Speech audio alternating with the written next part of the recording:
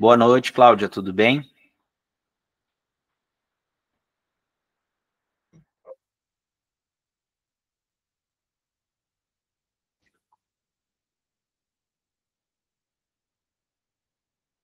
Ah, beleza. Boa noite, Karen.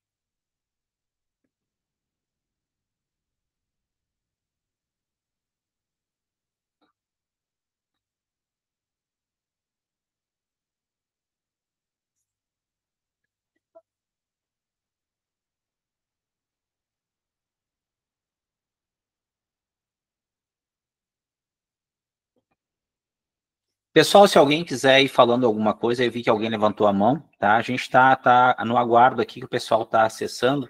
Eu vou aguardar mais uns minutinhos, tá? Para que todos consigam participar.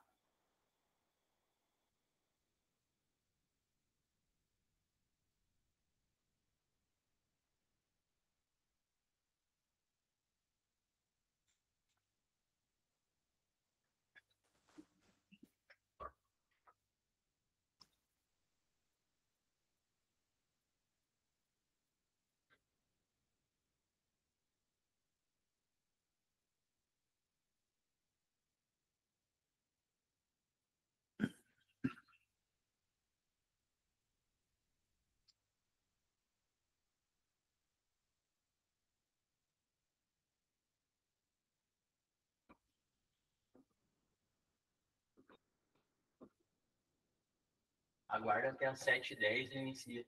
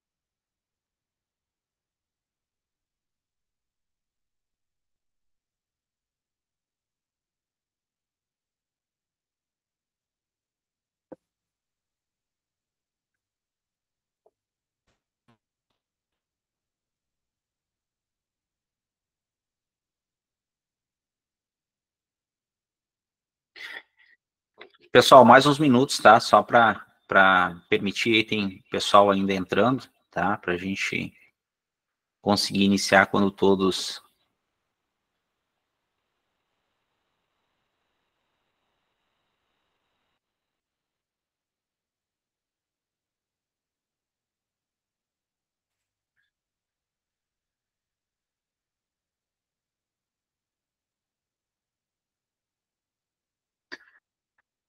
Opa, que maravilha, já estamos aqui com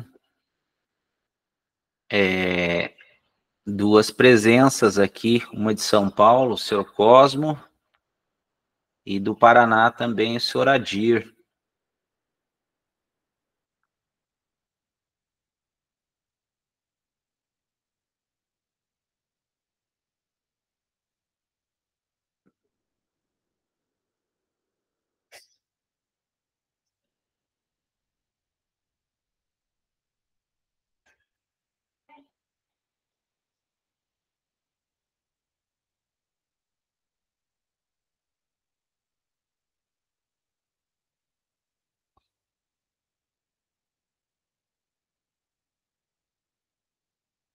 A Naya está dizendo, grande Adir, grande, realmente grande, né? Um dos grandes nomes aí da nossa área, lá do início da construção da prevenção. Cosmo também, Cosmo, nosso mestre, Tangará da Serra, aí o Adriano. Mais 3 minutinhos, tá, pessoal, para dar a oportunidade aí. O Mike também aí. Mike, recém-retornado do Mato Grosso, agora em Santa Catarina. Fez treinamentos com a gente aí nos últimos dias. Bárbara aqui também está dando boa noite.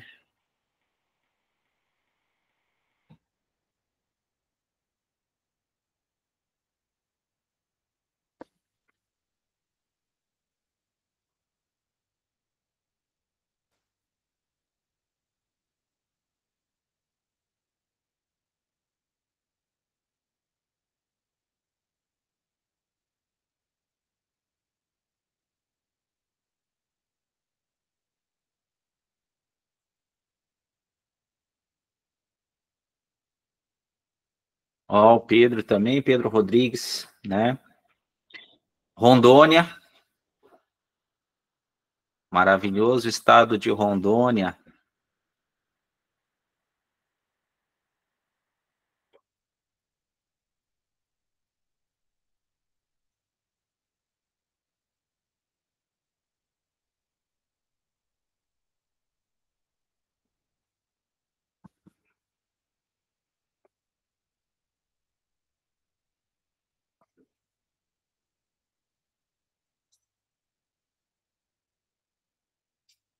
Pessoal lá de Vilhena também, creio que da nossa amiga Jucinete também lá de Vilhena. O Afonso, Maranhão, São Luís. A Ivanete também, aqui de Santa Catarina, está dando boa noite para todos.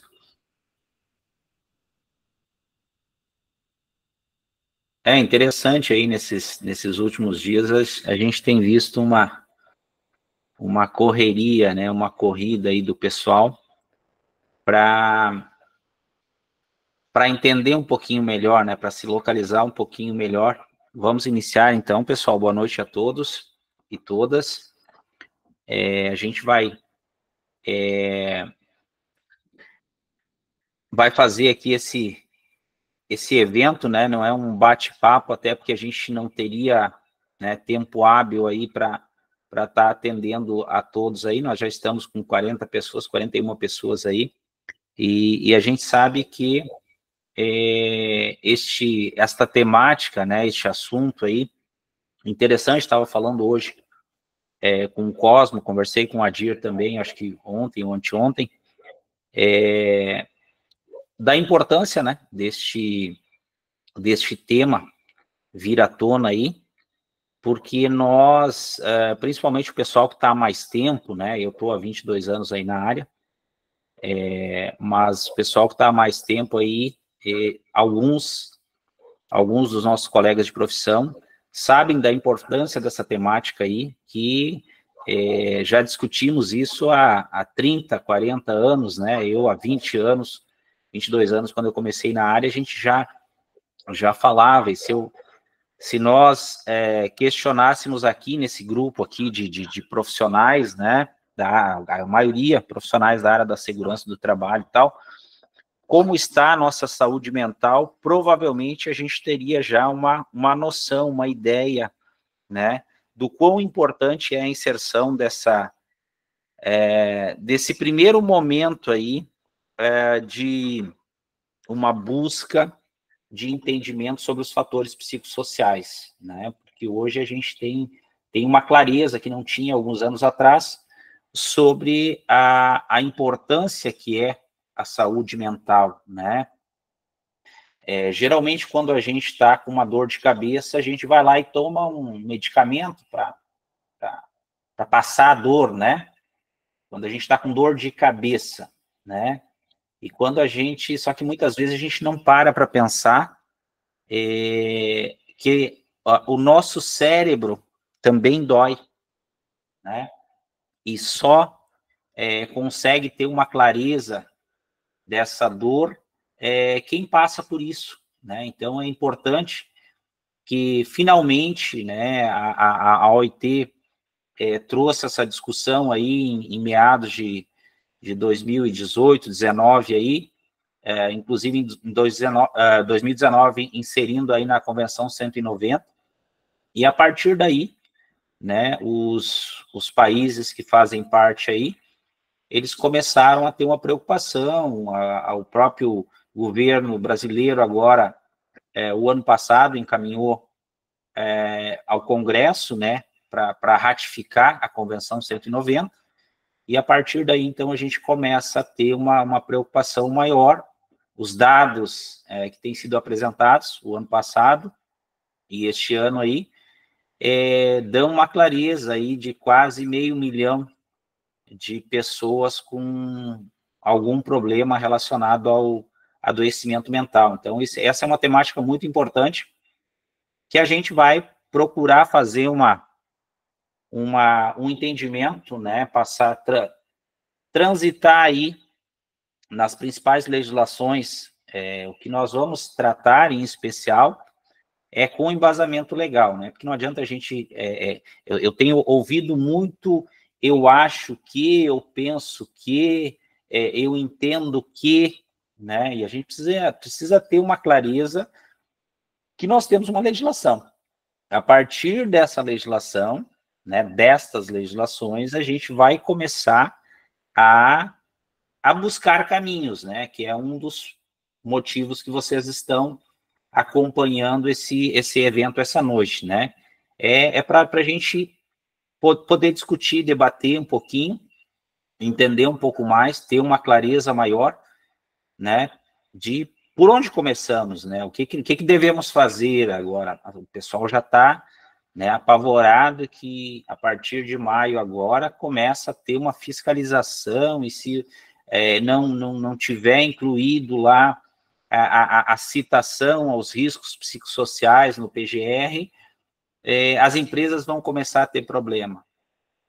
A grande questão as empresas já estão tendo e causando problemas, né?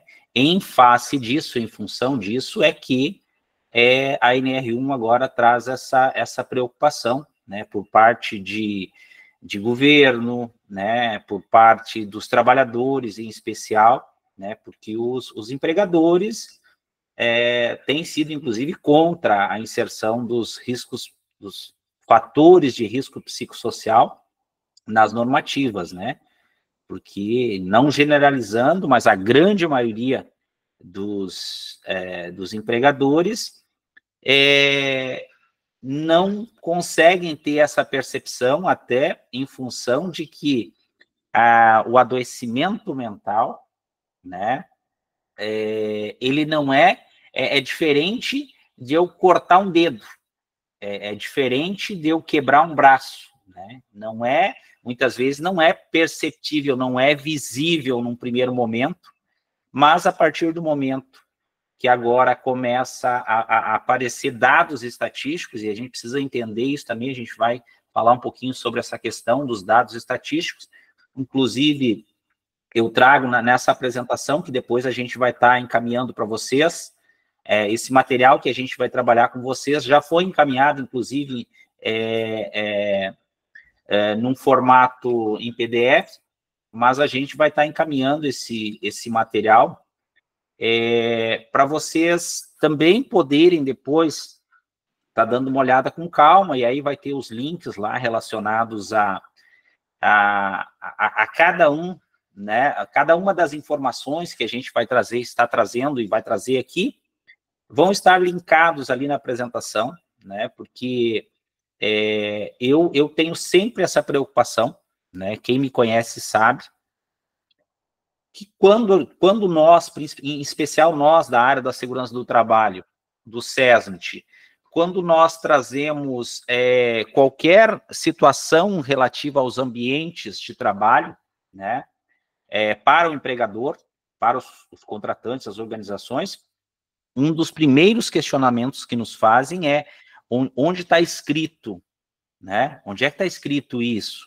Qual a norma que determina? Então, é importante que a gente tenha esse embasamento, que a gente entenda, né? Que nós vamos ter que estudar bastante, nós vamos ter que debater bastante com colegas, com outros profissionais, para entender um pouco melhor esse contexto, né? Não é uma temática, não é um assunto tão simplista, né? Não que os riscos físicos, químicos, biológicos, ergonômicos, de acidente, sejam simplistas. Mas agora a gente está falando de algo não visível muitas vezes, né? Às vezes até imperceptível. Algumas pessoas,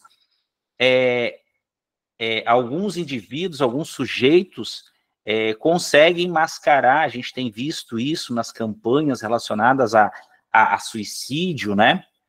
Que muitas vezes os próprios familiares se questionam, mas o João, a Maria, o Pedro, ele estava tão bem, eu não percebi nada, né? A criança ali, né, que tira a sua vida, e depois os pais, mas nós não percebemos nada.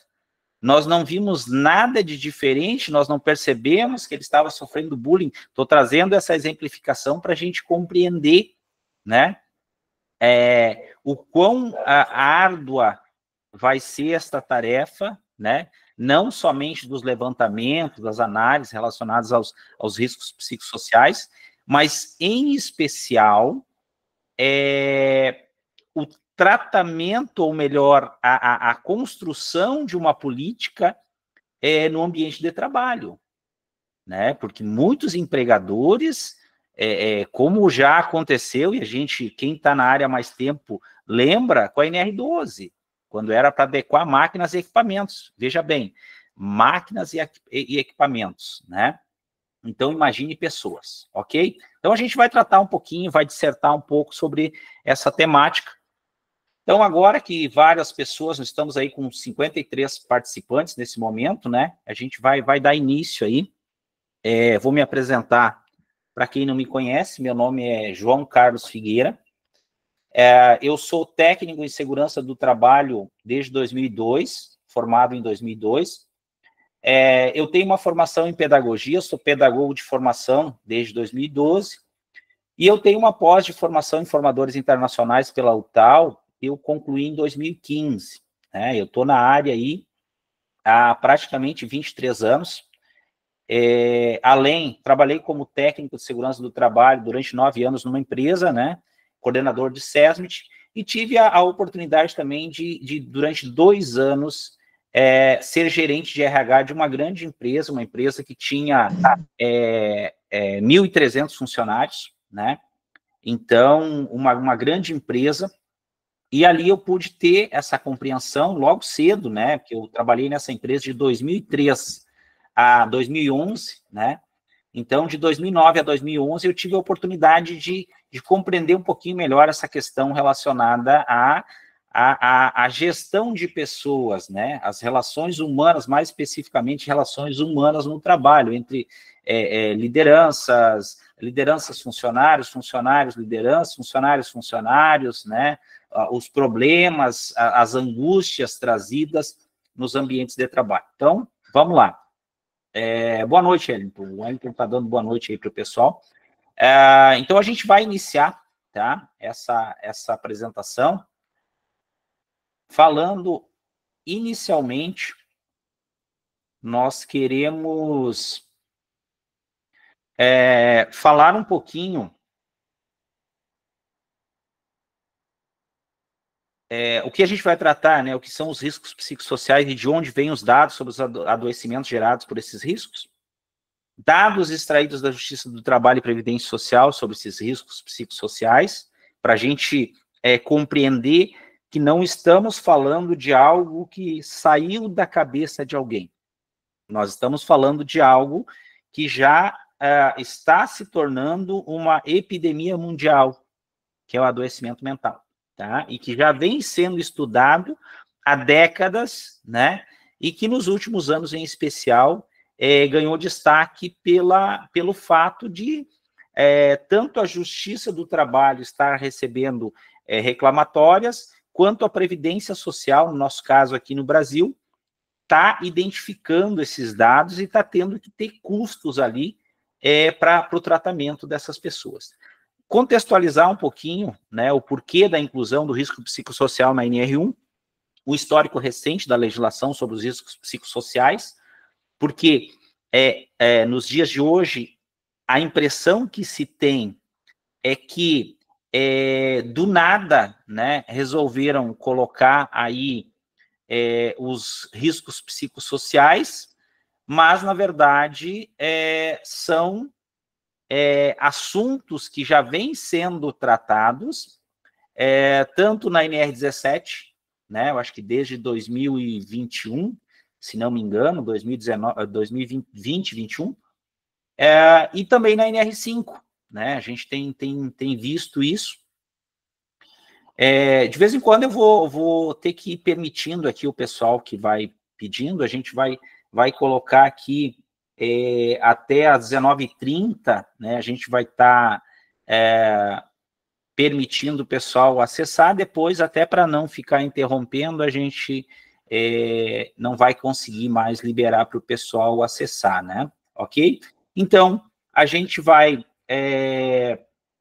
tratar um pouquinho desse histórico, e o entendimento sobre os riscos psicossociais e ações a serem realizadas. Claro, não existe a menor possibilidade de aprofundarmos a questão relacionada a cada um de vocês, a cada empresa, né? Porque isso é um trabalho individual. Isso é um trabalho que cada organização vai ter que fazer lá no seu ambiente, com base na sua realidade. E aí isso é uma das questões que eu quero pontuar, que eu tenho observado, eu tenho percebido, que todo mundo que tem um mínimo de entendimento já quer vender um produto, já quer vender uma metodologia que, né, eu até achei engraçado de ouvir no Rios lá, o cara dizendo que é uma metodologia extremamente funcional, uma metodologia já testada e comprovada. Mas espera aí, nós ainda estamos na fase de debate, nós ainda estamos na fase de entendimento, né?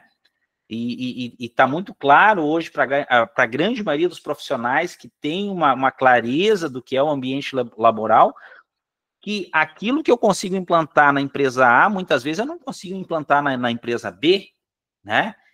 Cada empresa tem a sua particularidade, cada empresa tem a sua cultura prevencionista, tem a sua política ou não de segurança do trabalho. Então, é importante que a gente entenda, né, que agora, num primeiro momento, né, talvez a gente tenha que analisar, né, com calma, com tranquilidade, entender, de repente as consultorias já vão trazer, olha, aplica isso aqui e tal, vamos fazer dessa forma no PGR e tal, não, peraí, vamos entender o contexto aqui, né?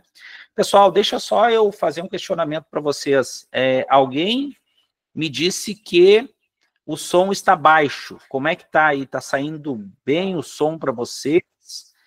Vocês estão conseguindo ouvir bem? O Mike aqui disse que está ok, está ouvindo bem. A Camille também, né? Cristiano. Então, talvez seja importante que alguém...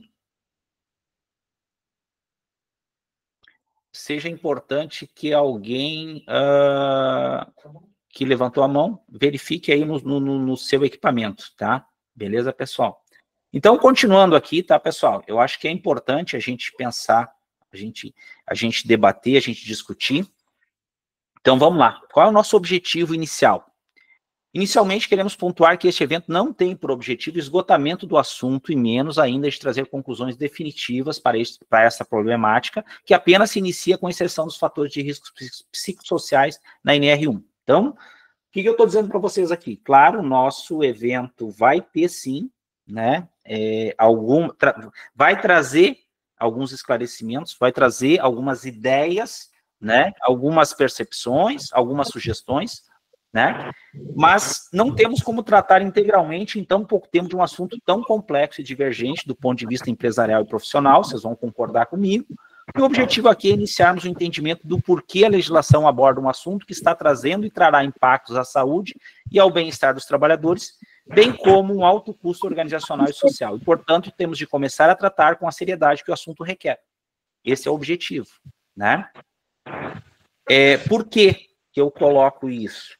Porque nós precisamos entender que nós estamos começando a tratar, nós já temos, alguns de nós já têm uma metodologia, já têm uma clareza maior, mas muitos de nós estão perdidos, muitos de nós ainda têm muitas dúvidas, muitos de nós, poxa, mas espera aí, agora eu vou ter que entrevistar trabalhador por trabalhador, inclusive eu ouvi algo que, se não me engano, foi o Cosmo que me falou, que já tem profissionais falando de grupos homogêneos de exposição, né? Então, veja bem, né? Isso foge totalmente a qualquer racionalidade, né? Cada indivíduo tem sua particularidade, cada indivíduo assimila de uma maneira, né, uma pressão psicológica, um adoecimento mental. Algumas pessoas estão ali num sofrimento psíquico terrível e estão dando risada, né? A gente tem o exemplo do Coringa, né? O que são os riscos psicossociais e de onde vêm os dados sobre os adoecimentos gerados por esses riscos? Vamos lá. Então, eu coloco aqui, essa é uma fala minha, que primeiramente precisamos entender de onde partiram as iniciativas que estão provocando a ampliação do olhar à saúde dos trabalhadores. Então, quer dizer, isso tem fundamento teórico, tem dados, isso foi tirado de algum lugar, ou simplesmente o nosso ministro do trabalho lá, o pessoal que participa do grupo tripartite, os moderadores lá, do grupo lá, entre trabalhadores e empregadores, resolveram, não, vamos inserir o psicossocial, vamos colocar aí mais um risco, vamos complicar a vida do pessoal da área da segurança do trabalho, o pessoal da psicologia, o pessoal do SESMIT. Não, vamos lá, vamos entender. Então, o risco psicossocial é algo novo para nós, né? Então, vamos lá. A inclusão dos riscos psicossociais na NR1, ela vem a partir agora da portaria 1419 do ano passado, né?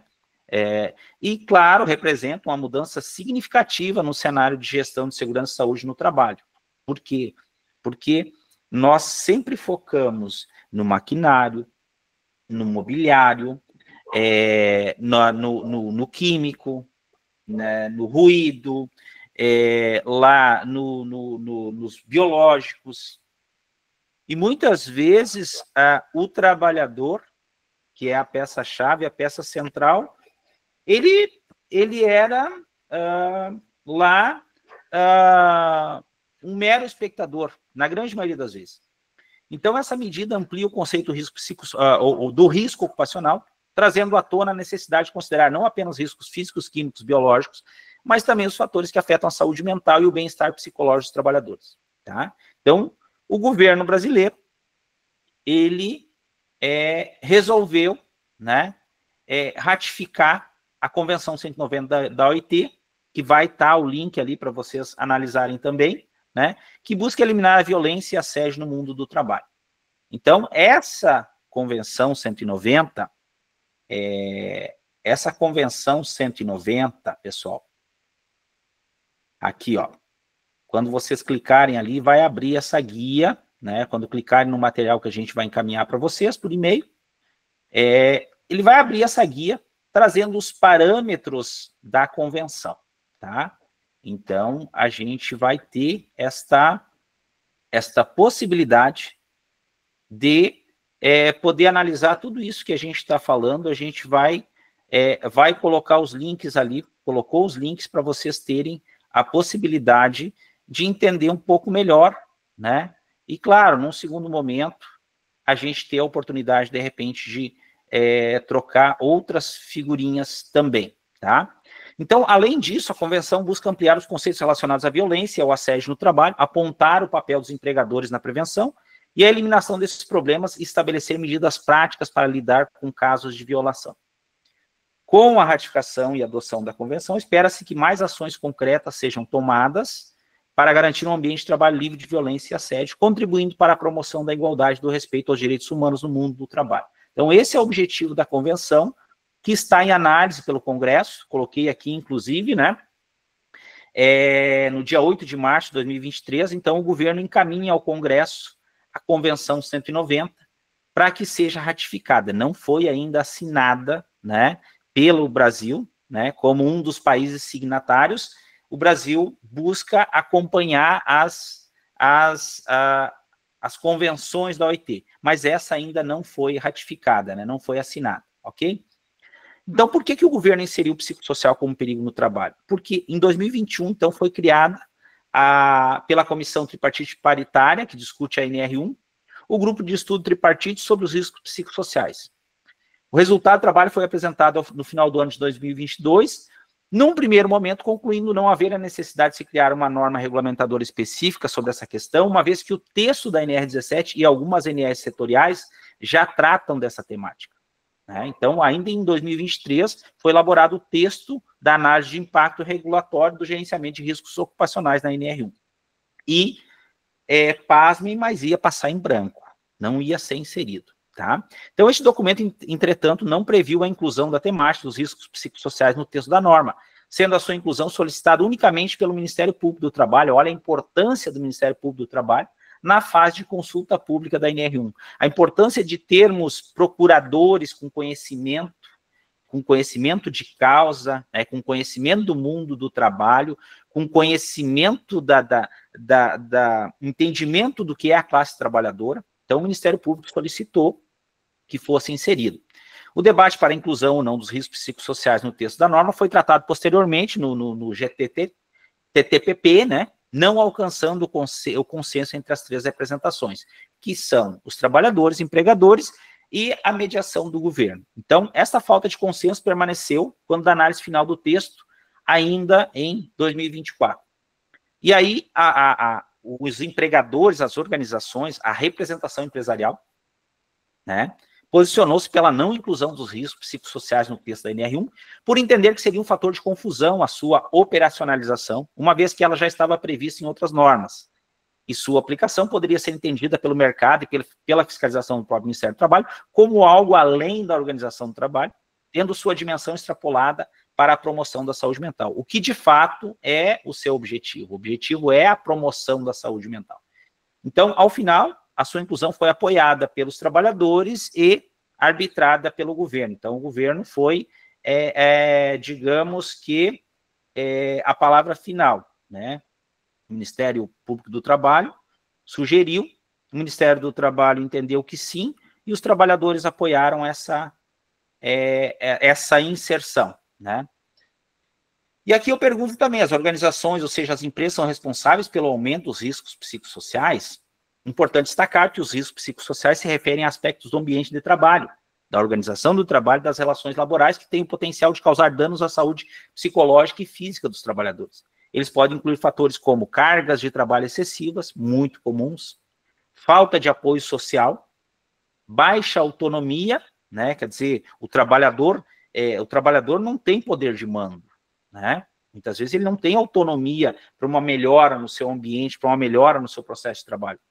Insegurança no emprego, assédio moral, entre outros. Esses riscos podem levar ao desenvolvimento de doenças como a síndrome de burnout, depressão, ansiedade e outros transtornos psicossomáticos, impactando diretamente a produtividade e a eficiência da força de trabalho. Para as empresas, então, a inclusão dos riscos psicossociais no programa de gerenciamento de riscos pode ser um grande complicador, caso não haja até a entrada em vigor dessa obrigação, que se encerra agora em maio, né, a regulamentação de uma definição clara e precisa por parte do Ministério do Trabalho e Emprego do que, de fato, deverá ser considerado no gerenciamento de riscos ocupacionais e quais são os seus limites dentro da esfera temática da segurança e saúde no trabalho. Balela, né? A gente sabe muito bem, a gente tem a Convenção 190, a gente tem a NR 17, a gente tem a NR 5, a gente tem a NR 1, e a gente tem cartilhas das mais variadas sobre assédio. A adaptação ao novo marco regulatório, entretanto, não é isenta de desafios, não só por falta de uma maior clareza normativa, mas essencialmente porque este é um tema complexo, de pouco conhecimento por parte dos profissionais de saúde e segurança do trabalho, e por envolver saberes e conhecimentos multiprofissionais.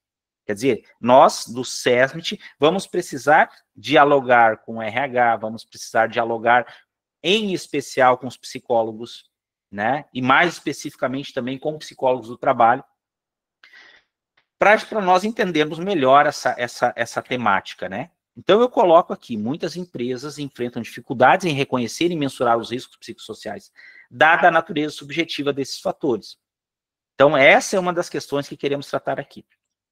Além disso, é necessário investir em treinamentos específicos para gestores e líderes de equipe, para que possam identificar sinais de risco e intervir de forma adequada. Isso não pode partir única e exclusivamente do SESMIT. Isso não pode partir única e exclusivamente da segurança do trabalho, porque não vai dar em nada.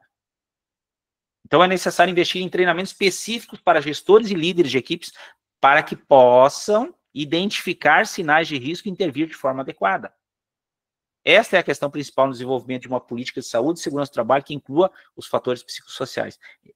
É o que eu falo, é o que eu sei, é o que eu conheço, é o que eu estudei, é o que eu entendo. Essa é a questão principal. Uma política de saúde e segurança do trabalho que inclua esses fatores psicossociais. Muito bem. E aí a gente vai apresentar para vocês aqui alguns dados extraídos, que a gente coletou aí algumas informações, tá? Até para a gente entender melhor esse contexto, né? De onde saíram esses dados. Por que o psicossocial? Por que a inserção de riscos psicossociais? De ter que gerenciar fatores de riscos psicossociais. E aí a gente vai ver que é assustador.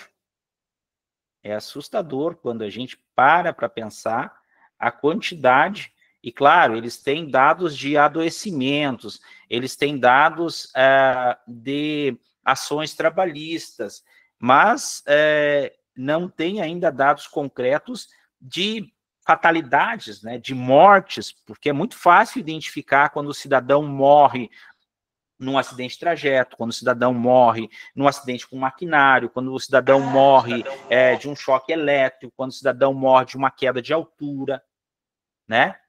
Mas, e quando o cidadão chega em casa após o trabalho e dá um tiro na cabeça? Ou quando o cidadão se atira da ponte? Esses dados, que a partir de agora, que vão começar a aparecer, né? Vai se trazer, nós tivemos um caso emblemático, se não me engano, ano passado. Se não me engano, eu não estou bem lembrado agora, mas alguns de vocês vão lembrar, de uma escrivã, eu acho que ela era uma escrivã, que ela era assediada por um delegado e se matou, né? Acabou se matando lá e tal. Foi um caso emblemático, depois eu lembrei agora dessa informação, que foi amplamente difundida nas mídias, né? Então eu trago aqui, tá?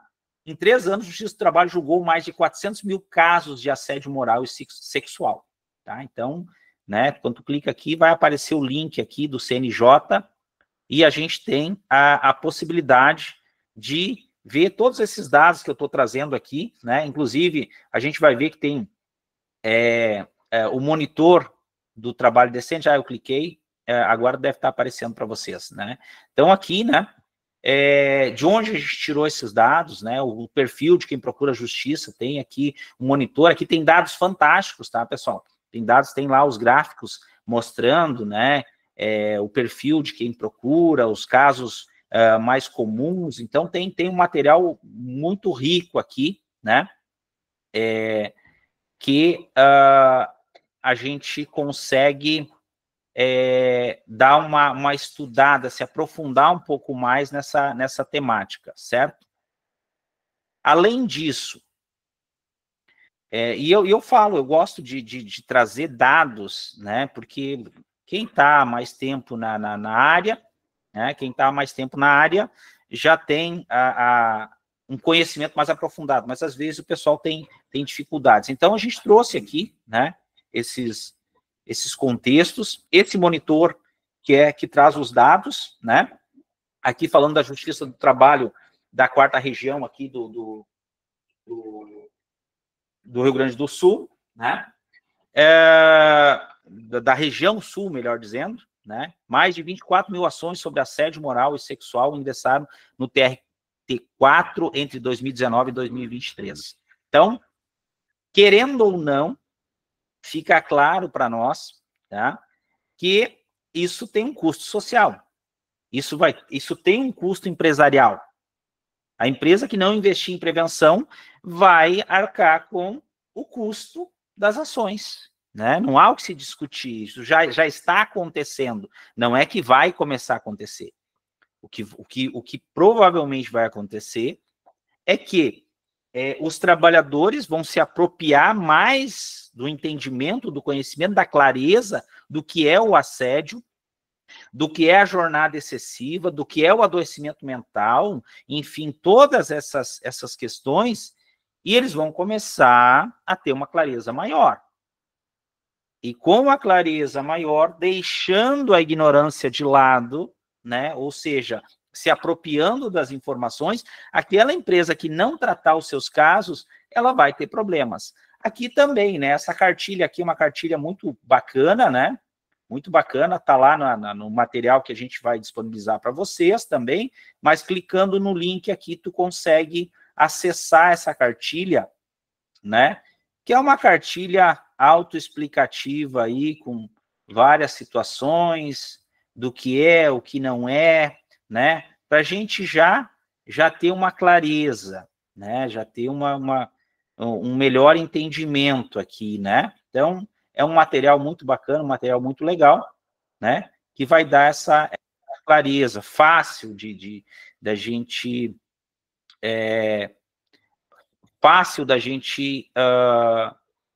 coletar informações, coletar dados, certo?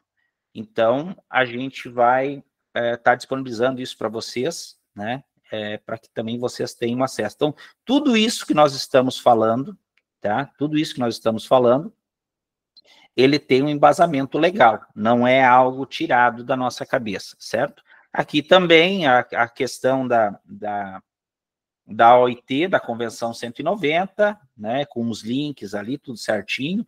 Aqui algumas informações também de alguns acórdãos, né, da Justiça, o que eles entendem por dano moral decorrente de assédio, a indenização por danos morais, tudo isso aqui está com os links ali, tá, pessoal, para vocês terem acesso. Assédio moral, sujeição do empregado e relevância de que o constrangimento não tenha perdurado por longo lapso do tempo, toda uma discussão, mas já tem alguns acórdãos, né? Então, esse aqui, ó, destaque-se que o TRT da 9ª Região, em acórdão, publicado em 2004, entendeu pela ocorrência do assédio moral, afastando a necessidade da presença do requisito temporal. Então, são temáticas importantes para a gente se apropriar, tá? E, além disso, né, aqui também a gente tem alguns materiais muito fantásticos que trazem uma clareza para nós sobre esta temática. Então, não é um assunto que eu simplesmente... aplicando um questionário, eu fazendo ali uma reunião entre SESMIT ali e tal, e RH, e vamos lá, vamos fazer isso, vamos fazer aquilo, tá ok. Não, é preciso se aprofundar na temática, é preciso entender o contexto cultural daquela empresa, como a alta direção entende, a gente vai pontuar isso mais à frente, tá? Então, contextualizando, por que, então, da inclusão do risco psicossocial. Então, lá, pela falta de consenso, como a gente já falou inicialmente, dos grupos participantes da CTPP, empregadores, né, trabalhadores e governo, né, o governo provocado pelo Ministério Público do Trabalho, resolveu incluir, né? A incidência de doenças mentais, transtornos emocionais e psicológicos aumentou de uma forma enorme, tanto no Brasil como no mundo. Como a gente viu anteriormente ali, nós estamos falando aí no país algo em torno de 400 mil casos em 3 anos, né? Então a gente está realmente falando de dados assustadores, né? E alguém vai pagar essa conta, né? Além da importância da matéria que está sendo apresentada, devemos ter a consciência e a responsabilidade de colocar em prática um plano de trabalho, para que não haja um aprendizado forçado, multas e processos trabalhistas, né? Quem não aprende pelo amor, aprende pela dor. Então, devemos realizar levantamentos sobre os riscos psicossociais, não somente porque a lei está determinando ou porque é obrigatório. Deve haver uma responsabilidade social maior, um compromisso com os trabalhadores, para que tenham não só a saúde física preservada, mas também a saúde mental. Então, não é preciso fazer faculdade de psicologia para compreender o assunto, mas é preciso estudar fundamentos e princípios, por exemplo, sobre a ergonomia cognitiva, que é o emocional, social e comportamental. Então, eu coloco aqui que é necessário pesquisar, estudar e trocar ideias entre colegas, técnicos, gestores, engenheiros, médicos, psicólogos e outros profissionais da saúde integral. Fundamental para entender o assunto e o contexto onde será aplicado. Eu já assisti um debate se o técnico pode ou não pode fazer isso, o técnico pode ou não pode fazer aquilo.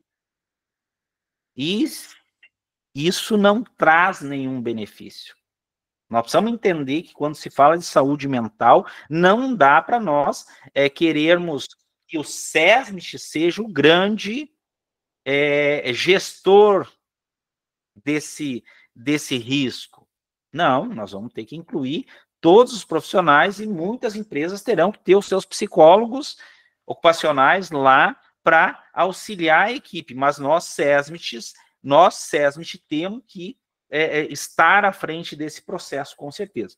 Identificar e gerenciar riscos psicossociais começa com a organização de como você vai atuar e que pessoas vão estar responsáveis ou que profissionais vão estar responsáveis por quais tarefas dentro da instituição, desde a coleta de dados, o tratamento desses dados e o planejamento de ações contínuas, né? Que não são, não é aquela planilhinha lá no PGR que eu coloco lá e tal, uma data, não, é um trabalho sério. Daí a importância e o convite da NR1, da norma, a participação e envolvimento de todos.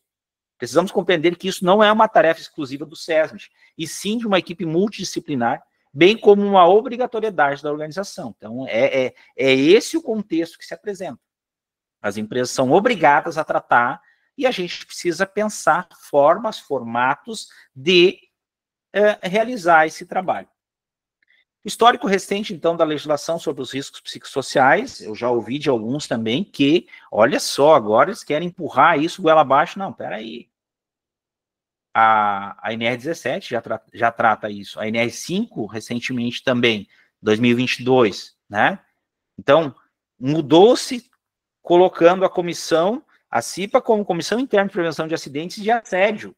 E quando a gente está falando de assédio, a gente está falando justamente daquilo que é um dos grandes causadores do adoecimento mental, né? Tendo por objetivo a prevenção de acidentes e doenças relacionadas ao trabalho, de modo a tornar compatível permanentemente o trabalho com a preservação da vida e a promoção da saúde do trabalhador. E quando aqui, olha que interessante, eu já discuti muito isso com os meus, né, os meus parças, Adir, Cosmo. O Adir foi, inclusive, o meu professor nessa temática. Quando a gente faz quase que uma separação entre segurança do trabalho e saúde do trabalhador, e a NR5 traz com a preservação da vida e a promoção da saúde do trabalhador. Quando a gente fala de segurança do trabalho, é do portão da fábrica para dentro. Quando a gente fala de saúde do trabalhador, a gente amplia, como diz o Adir, para o conceito da Organização Mundial da Saúde, o bem-estar social, né, como um todo, saúde física e mental. Então, a CIPA, se a gente ler e interpretar, tem por atribuição registrar a percepção dos riscos dos trabalhadores em conformidade com o que está determinado na NR1, que a gente vai ver mais à frente, que é exatamente isso, por meio do mapa de risco ou outra técnica ou ferramenta apropriada à sua escolha, né? E em conjunto com o SESMIT. Propor ao SESMIT, quando houver, ou à organização, a análise das condições e situações de trabalho nas quais considere haver risco grave iminente à segurança e saúde dos trabalhadores, e, se for o caso, a interrupção das atividades até a adoção das medidas corretivas de controle, que agora também está isso na NR1. E eu coloco aqui, ó, incluir temas, letra J, referentes à prevenção e ao combate ao assédio sexual e a outras formas de violência no trabalho nas suas atividades práticas. E aí, lá no item 5.7.1, quando fala do treinamento do cipeiro, treinamento da CIPA, ele já traz que o treinamento tem que contemplar, letra H lá, prevenção e combate ao assédio sexual e a outras formas de violência no trabalho. Lá na portaria 4.219, de 20 de dezembro de 2022. Então, não é uma temática nova, né? Da mesma maneira, diz que quando não houver o cipeiro, o representante nomeado da CIPA, também lá no seu treinamento, tem que constar a mesma temática, prevenção e combate ao assédio sexual e a outras formas de violência no trabalho. 20 de dezembro de 2022, portaria 4.219. E a INE 17, que ainda é anterior, 2021, trata dos aspectos, lá no item 6, aspectos psicossociais do trabalho. É vedada a utilização de métodos que causem assédio moral, medo ou constrangimento, tais como estímulo abusivo à competição entre trabalhadores ou grupos ou equipes de trabalho, exigência de que os trabalhadores usem de forma permanente ou temporária adereços, acessórios, fantasias e vestimentos com objetivo de punição, promoção e propaganda. E eu lembro do caso recente que eu vi, inclusive, né, o videozinho lá no Instagram, do patrão querendo que o funcionário obrigatoriamente participasse do culto pós-horário de trabalho. O funcionário foi demitido. Olha o assédio, olha, né? Não importa se é o culto, se é a missa, se é de um terreiro, não importa, né? Se é uma palestra do Buda, do Espiritismo, né? Mas isso é um assédio. Exposição pública das avaliações de desempenho dos operadores, expor, né, a avaliação de desempenho daquela pessoa. E aí diz, né, que também a elaboração do conteúdo técnico e avaliação dos resultados do treinamento deve contar com a participação de integrantes do SESMIT, da CIPA, os programas de controle médico, o gerenciamento de risco. Então, esse contexto, né, já era discutido NR17, NR5. E aí vem a NR1, né, que determina que o gerenciamento de riscos ocupacionais deve abranger os riscos que decorrem dos agentes físicos, químicos, biológicos, riscos de acidentes. Normal, tranquilo, já estamos adaptados. E riscos relacionados aos fatores ergonômicos, incluindo os fatores de riscos psicossociais relacionados ao trabalho. A organização deve considerar as condições de trabalho nos termos da NR17, olha que interessante, incluindo os fatores de riscos psicossociais relacionados ao trabalho. E a empresa tem que adotar mecanismos para... Olha, a parte interessante, inclusive eu ouvi um vídeo essa semana que dizia que não, que eu não tenho que ir ouvir trabalhador, porque se eu for ouvir o trabalhador, daí, né? Letra A, a participação de trabalhadores no processo de gerenciamento de riscos ocupacionais, proporcionando noções básicas, ou seja, todos têm que ser treinados sobre o gerenciamento de riscos ocupacionais. A consulta aos trabalhadores quanto à percepção dos riscos ocupacionais, podendo, para este fim, ser adotadas manifestações da CIPA. E comunicar aos trabalhadores os riscos consolidados no inventário de riscos e as medidas de prevenção previstas nos planos de ação. Então, a NR1 está clara, ela dá uma clareza. Olha, não tem desculpa, não tem conversa. É isso, vamos ter que tratar, vamos encontrar a melhor forma. E a organização deve adotar as medidas necessárias para avaliar e melhorar o desempenho em saúde e segurança do trabalho. E aí diz, para a probabilidade de ocorrência das lesões ou agravos da saúde decorrentes de fatores ergonômicos, incluindo os fatores de riscos psicossociais relacionados ao trabalho, esse negrito é meu, mas é o texto fidedigno da norma, a avaliação de risco deve considerar as exigências da atividade de trabalho e a eficácia das medidas de prevenção implementadas. E aí eu coloco, até para esclarecer, né, claro, vem dizer assim, pô, João, mas é necessário? É. A palavra fatores, dicionário, isso aqui é dicionário, significa aquilo que faz alguma coisa, ou seja, um agente. Também pode significar um elemento que contribui para um resultado, ou seja, uma causa ou condição. Exemplo de uso da palavra fatores. O trabalho, e o capital são os dois fatores da riqueza pública. Alguns sinônimos da palavra fatores são motivo. Então, a gente poderia dizer assim, os motivos psicossociais, as razões psicossociais, as condições, o agente, o elemento, o fato, o aspecto, o princípio. E aí eu até mudei aqui justamente. Então, para a probabilidade de ocorrência das lesões ou agravos da saúde decorrente de fatores ergonômicos, incluindo os fatores, incluindo os motivos, incluindo os elementos, incluindo os fatos de riscos psicossociais relacionados ao trabalho, a avaliação de risco deve considerar as exigências da atividade de trabalho e a eficácia das medidas de prevenção implementadas. Então, é preciso compreender de fato quais são esses fatores. Muito bem. Seguindo. Pessoal, nós vamos trabalhar com vocês aqui mais uns 15 minutos.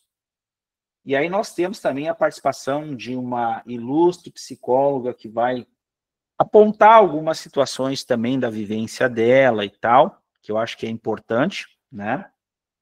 Dizer para vocês também que foi combinado aqui entre a equipe que ao final nós vamos mandar um link de um formulário para preenchimento para também sair uma certificação desse evento que vocês estão participando, ok?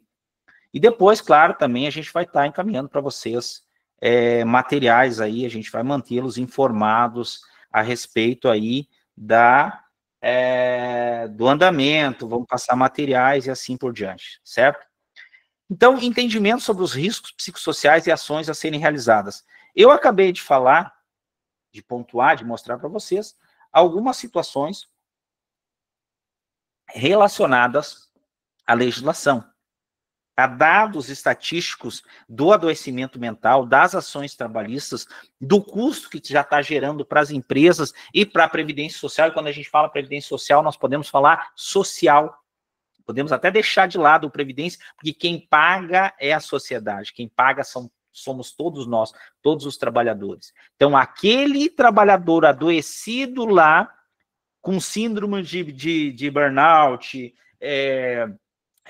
com síndrome do pânico, e outros fatores aí, ansiedade, que vão para o SUS, que vão para a Previdência Social, todo esse custo, quem está pagando somos todos nós. Por enquanto, a partir de agora, né, vai se buscar também, já se busca em alguns momentos, em alguns casos mais específicos, mas eu creio que isso vai aumentar uma reparação por parte de quem causa, causa ou permite que se cause este adoecimento. Então, vamos lá.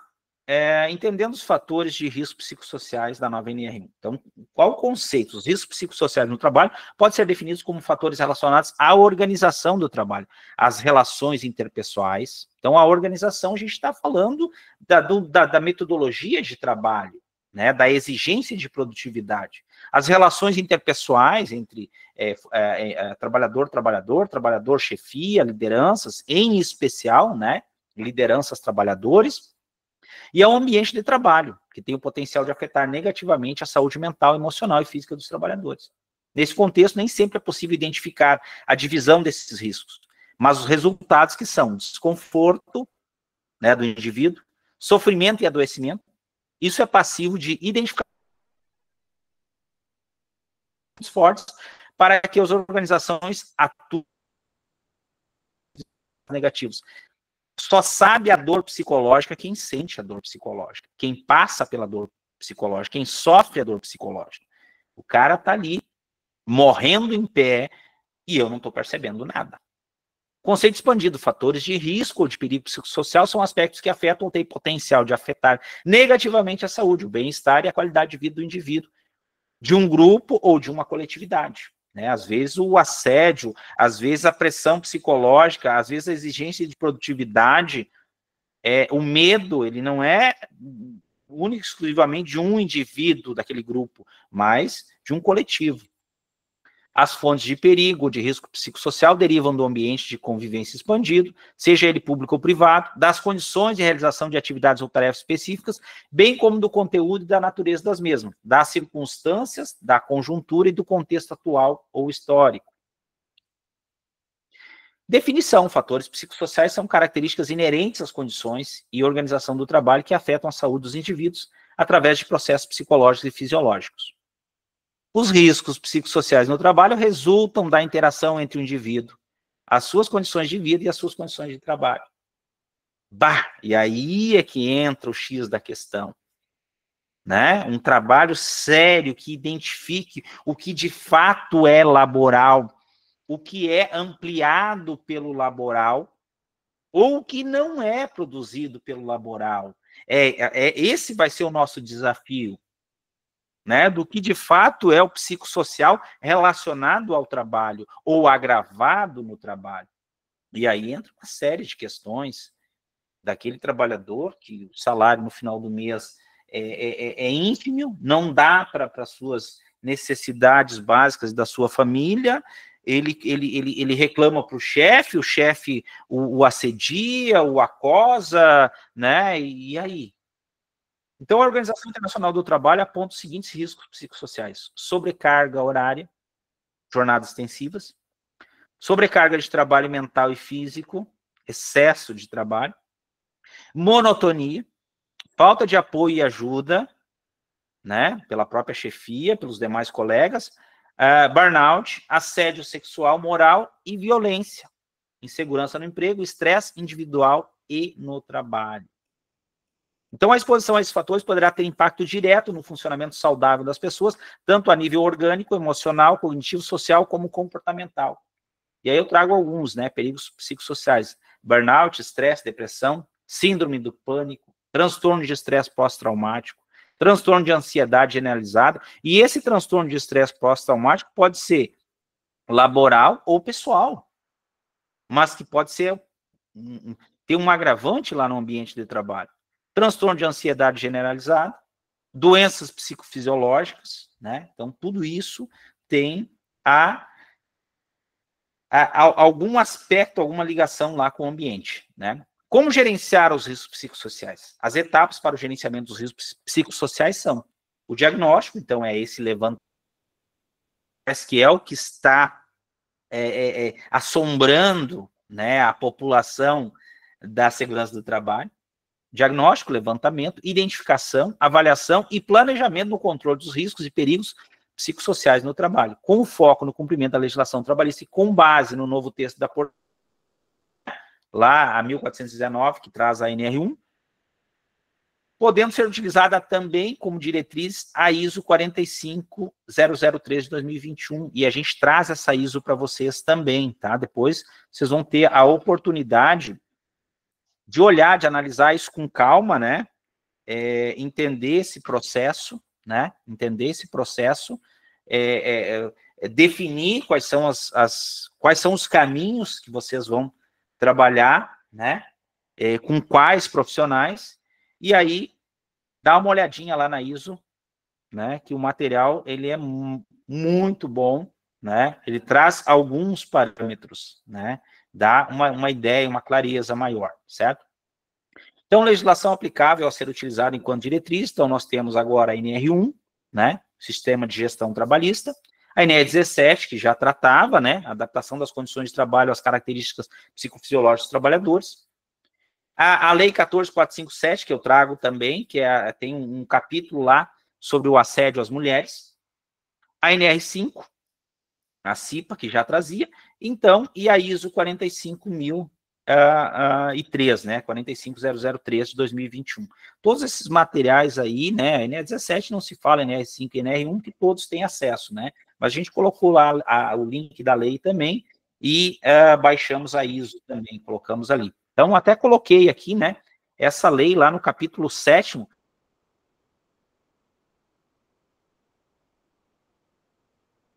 ela trata das medidas de prevenção e de combate ao assédio sexual e outras formas de violência no âmbito do trabalho, né? Então, está trazendo aqui aquilo que tem que ser percebido e tem que ser tratado, né? Então, é bem interessante a gente linkar isso, né? Eu repito, nós não estamos falando única e exclusivamente da NR1. A NR1 agora, né, vai me forçar, não, já esse assunto já vem sido, né, debatido, porque há uma percepção clara que esta está se tornando uma epidemia. Como gerenciar os riscos psicossociais utilizando essas diretrizes da ISO? Fatores para que a gestão de risco seja bem-sucedida. Primeiro, ser um compromisso de toda a organização, ou seja, ela tem que partir da alta administração, né? A alta administração deve liderar, ela deve estar de acordo, ela deve dar o aval. Gerentes e trabalhadores de todos os níveis devem ajudar a impulsioná-la. Então, não há como se pensar em contratar uma empresa que vai vir na minha empresa, no meu ambiente de trabalho, vai fazer um diagnóstico e tal. Quer dizer, não, peraí, vamos ouvir os atores que já estão envolvidos ali. RH, o RH tem uma riqueza de dados, né? Da rotatividade, daquelas, né, aqueles setores que têm uma maior rotatividade, etc, etc, etc. A alta administração deve garantir que os compromissos, ou seja, quando a gente fala alta administração, são os gestores, né? São quem manda, quem coordena, quem gerencia. Garantir que os compromissos de prevenção de doenças e lesões relacionados ao risco psicossocial e promover o bem-estar nos ambientes de trabalho, estando incluída na política de saúde e segurança ocupacional ou na política de saúde e segurança no trabalho da organização. Determinar se existe a necessidade para uma política específica sobre gerenciamento de risco psicossocial, que, no meu entendimento, ela está atrelada, mas o ideal é que se desenvolva um trabalho também à parte, um trabalho mais específico. Porque, às vezes, se eu só jogar ali, junto com os demais riscos no PGR, eu vou correr um risco de mais do mesmo. Então, considerar como outras políticas podem apoiar a política de saúde e segurança ocupacional para atingir objetivos comuns. Então, recursos humanos, responsabilidade social, outras políticas também da empresa, né? Eu conheço empresas que têm várias políticas, política ambiental, política social, política de saúde e segurança, né? Uma série de políticas interligadas, mas que tem um gerenciamento específico cada uma delas. A gestão deve demonstrar liderança e compromisso com a gestão de risco psicossocial, então nós estamos falando dos gerentes, dos encarregados, supervisores, identificar, monitorar e estar ciente de suas funções e responsabilidades com relação à gestão de riscos psicossociais.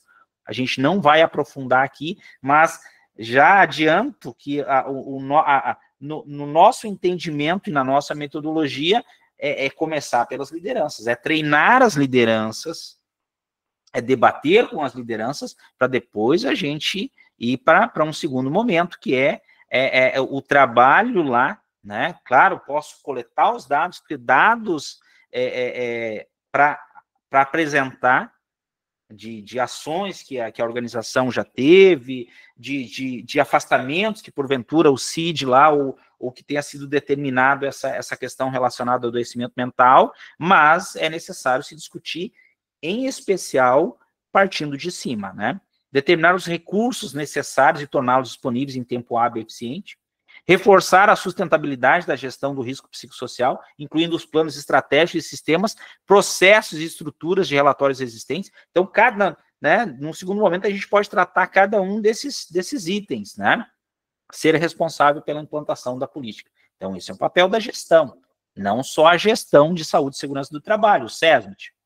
A política deve ser adequada ao propósito, tamanho e contexto da organização, incluir um compromisso de cumprir os requisitos relacionados à saúde, segurança e bem-estar no trabalho, incluindo o compromisso de gerenciar o risco psicossocial, fornecer uma estrutura para estabelecer e revisar objetivos para a gestão do risco ocupacional, psicossocial, promover e reforçar um trabalho ambiente consistente com os princípios de dignidade, respeito mútuo, confidencialidade, cooperação e confiança no sistema de gestão de saúde e segurança do trabalho. Ser comunicado a todos os trabalhadores para que tenham conhecimento de seus direitos e responsabilidades, ser revisado periodicamente para garantir que permaneça relevante e apropriado para a organização. E aqui ainda, né, melhoria contínua na gestão. Uma vez que implementadas ações para melhorar continuamente o sistema de gestão em saúde, segurança ocupacional e desempenho em relação ao risco psicossocial, a organização deve levar em consideração os resultados, avaliação de desempenho, relatórios de incidentes, consulta e recomendações dos trabalhadores. Então, o trabalhador, eles têm que ter a voz Eles têm que dar o seu parecer, dar a sua opinião, auditorias internas e externas e análises críticas pela direção. Quer dizer, a direção está sempre no centro das atenções, porque é quem permite, quem autoriza que as ações sejam ou não implementadas, aprimoradas, melhoradas, né? Então, a organização deve avaliar a eficácia das ações de melhorias através de métodos científicos comprovados. Eu botei um exemplo aqui do PDCA, né? Planejar, executar, verificar, agir, o ciclo PDCA, ok? E aí eu coloco aqui também, né? O SESMIT é responsável pelos levantamentos de dados sobre os riscos psicossociais, que esse é o grande X da questão. Com toda certeza, esta é uma das atribuições. Esta é minha opinião baseada na vivência, baseada nas expertises, baseada nos trabalhos que eu já realizei para algumas organizações, né? Com toda certeza, esta é uma das atribuições do SESMIT, né? Do grupo multiprofissional, os técnicos, os engenheiros, os médicos. Porém, é importante que tenhamos a clareza que este é um risco que abrange questões que vão além do nosso conhecimento e entendimento do mundo do trabalho. Portanto, é importante que iniciemos o trabalho ouvindo gestores, líderes, profissionais da área específica, psicólogos do trabalho e setores envolvidos sobre o seu entendimento e conhecimento sobre o assunto, além dos trabalhadores. Importante também que façamos a escolha de um método de avaliação que seja aplicável à nossa realidade. Aqui eu trago algo que é fundamental, porque às vezes a gente vai investir, a empresa, né, a organização vai investir em algo que não vai trazer resultado. Então é importante que façamos a escolha de um método de avaliação que seja aplicável à nossa realidade. E não somente porque quer nos vender ferramentas que deram certo ou não em outras organizações. Muitas vezes somos levados a comprar ideias ou programas que se revelarão ineficazes em nosso ambiente laboral somente porque nos influenciaram a crer na sua eficácia. Cada ambiente, cada empresa, cada organização tem sua própria cultura e essa particularidade deve ser observada no momento da definição, da elaboração de uma política de saúde e segurança do trabalho. Como o SESMIT pode participar da implantação de uma política de prevenção aos riscos psicossociais? O SESMIT deve participar ativamente de qualquer novo programa ou política de saúde e segurança do trabalho que venha a ser pensada para a organização, seja no âmbito de participação direta na implantação ou ainda na avaliação dos resultados, na auditoria. Eu já coloco isso porque eu já estou vendo acontecer. Eu já estou vendo consultorias vendendo, né, os formulários, vendendo a ideia de que, olha, vamos fazer um levantamento assim, nessa metodologia XYZ, e aí a gente coloca lá, contrata uma psicóloga para avaliar e tal, nós temos uma psicóloga aqui. Muita calma nessa hora. É fundamental que estejamos envolvidos na gestão dos profissionais ou grupos multiprofissionais que iniciarão os levantamentos metodológicos e avaliação dos riscos psicossociais para a eficácia das medidas e ações que serão propostas nas etapas de elaboração de plano de trabalho ou implantação de uma política de saúde e segurança do trabalho relacionada aos fatores psicossociais. O levantamento e a gestão participativa e multidisciplinar dos riscos psicossociais pode trazer inúmeras divergências de entendimento inicialmente. Eu coloco isso porque, sim, o engenheiro entende de uma forma, o técnico entende da outra, a médica do trabalho de outra, a psicóloga do trabalho de outra forma, o RH de outra forma, os gestores de outra forma. Então, o levantamento e a gestão participativa e multidisciplinar dos riscos psicossociais pode trazer inúmeras divergências de entendimento inicialmente. Portanto, é fundamental que nós, do SESMIT, tenhamos a capacidade de estabelecer parâmetros de trabalho da equipe que sejam adequados à realidade laboral do ambiente. E, por fim, somos especialistas em análise e tratamento dos riscos já consolidados, físico, químico, biológico, ergonômico de acidente, nas normativas legais e, portanto, bastará um aperfeiçoamento para que consigamos auxiliar no tratamento do risco psicossocial. Muito bem.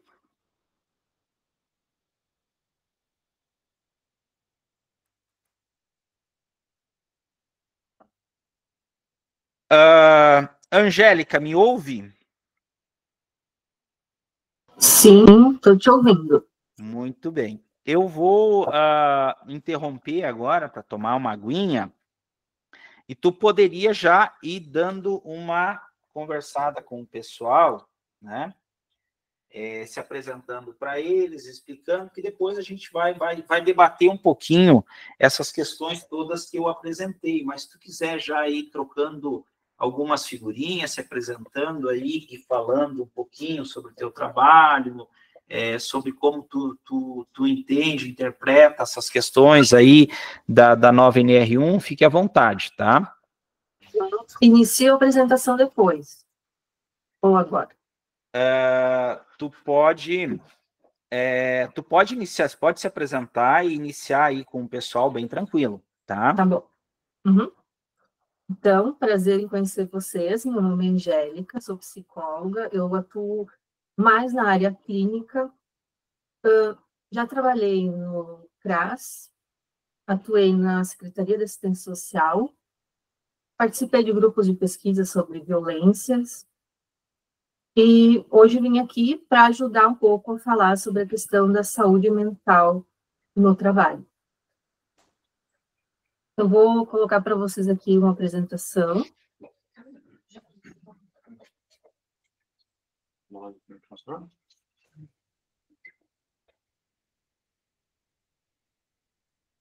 Tudo bem?